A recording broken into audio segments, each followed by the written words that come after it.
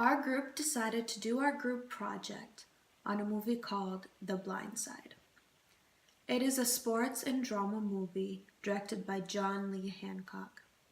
The producers are Timothy Bourne, Broderick Johnson, Andrew Kosove, and Jill Netter, and the writers are Michael Lewis and John Lee Hancock. It is rated PG-13 and it came out in 2009. This film is about a 17-year-old boy named Michael Oher.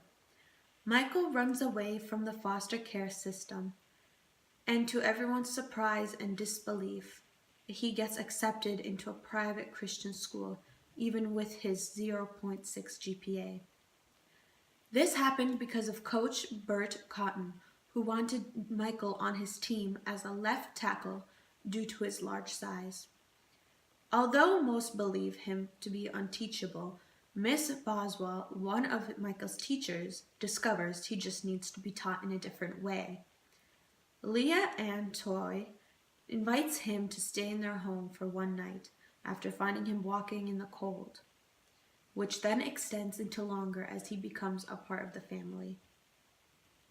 This film uses several different servant-speaker communication concepts.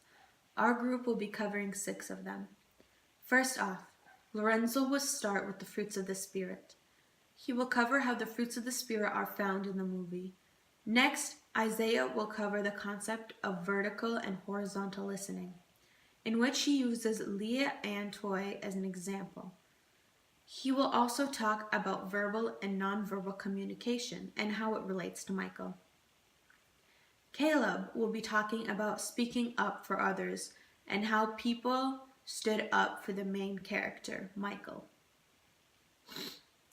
He will also mention naming, in which he will use others name-calling Michael as examples. Drew will cover the topic of rhetorical appeals, which includes ethos, pathos, and logos. For pathos, he will mention Michael's birth mom and Leah Ann Toy. He will be mentioning Sean Toy and Miss Sue for logos, and Michael and SJ for ethos. I believe that this movie has a lot to do with Christianity. It portrays the church and Christians in a positive light.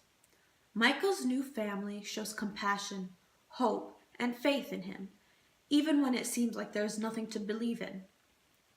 It also makes us question on whether or not we should just give up on people because they do not show progress, or should we do our best in order to help them?